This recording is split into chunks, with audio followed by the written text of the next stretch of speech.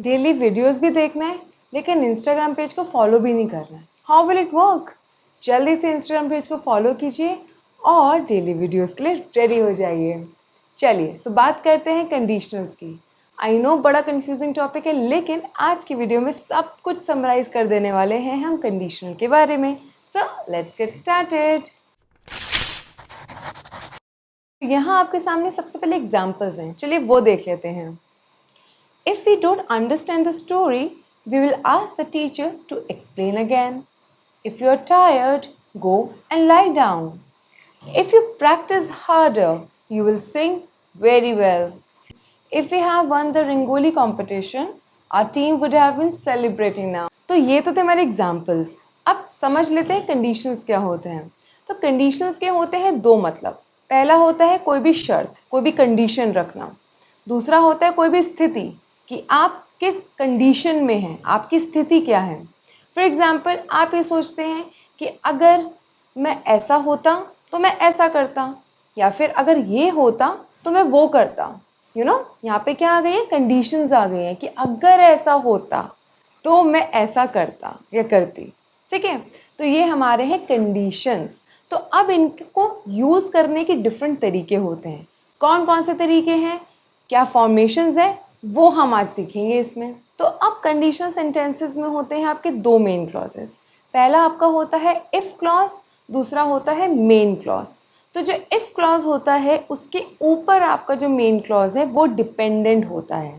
For example कि अगर मैं एस्ट्रोनॉट होता तो मैं सारे प्लैनेट्स में घूम चुका होता, right.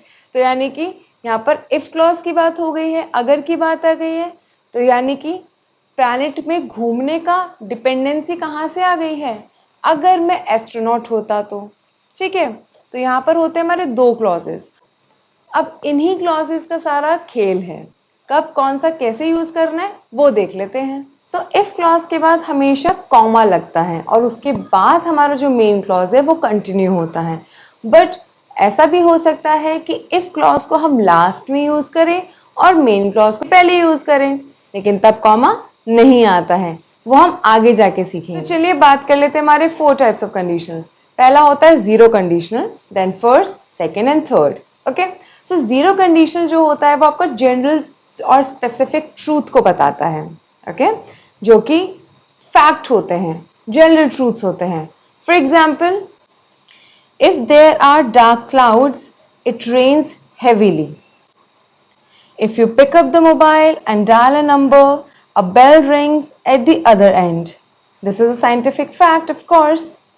If the battery has no charge, the mobile does not work. So, ये जितने भी sentences थे, इनके बारे में जो हमने बात की वो सारे general facts थे, specific truths थे। कैसे कि of course अगर हम बैटरी चार्ज नहीं करेंगे फ़ोन की तो वो तो डाई होगा ही ना। अगर हम नंबर डायल करेंगे, फ़ोन मिलाएंगे तो on the other hand of course bell ring होगी, बस हाँ नॉट रीचेबल ना हो फोन तो। So these are the general truths, right.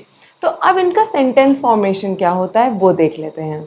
तो सबसे पहले आपका आता है इफ, उसके बाद simple present tense and then again simple present tense. तो आपने यहाँ पर एग्जाम्पल्स में भी देखा होगा कि किस तरीके से सेंटेंस मेकिंग हो रही है।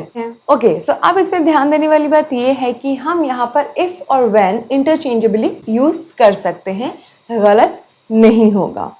दूसरी बात यहाँ ये है कि हम कभी कभी इन जनरल फैक्ट्स में, जनरल ट्रूथ्स में हम क्या कर देते हैं, विल का यूज कर देते हैं, विच इज रॉन्ग। हमें इनमें विल का यूज नहीं करना है। दोनों ही क्लॉजेस में सिंपल प्रेजेंट टेंस ही यूज होगा। अब विल का कैसे यूज करेंगे वो हम देख लेते हैं फर्स्ट कंडीशनल में। एग्जांपल्स देख लेते हैं पहले। If you send a written request you will get a reply. If the weather is fine tomorrow I will go walking. If I don't receive the information I will not attend the conference. So यहाँ पे जो conditions हैं वो हमारी guaranteed नहीं है कि होंगी ही होंगी, हो भी सकती हैं, नहीं भी हो सकती हैं। नॉट लाइक प्रोबेबल है, likely to happen कि ठीक है हो सकती हैं but not sure.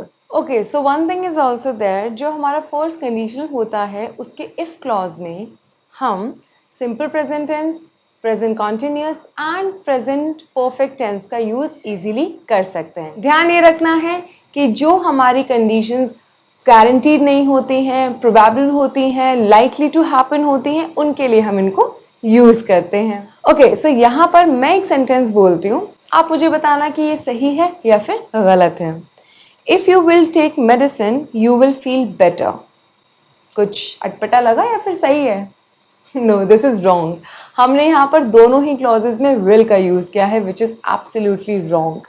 एक जो क्लॉज है हमारा इफ क्लॉज है, उसमें हमें सिंपल प्रेजेंट टेंस का ही यूज करना है। जो मेन क्लॉज है वहां पर हमारा विल या फिर विल नॉट आ सकता है। दोनों जगह विल रॉन्ग हो जाएगा, प्लीज ध्यान में रखना इस चीज को। सो सही सेंटेंस क्या होगा? If you take medicine you will feel better. Okay, अब हमारी डिफरेंस क्या है जीरो कंडीशनल में और फिर फोर्स कंडीशनल में?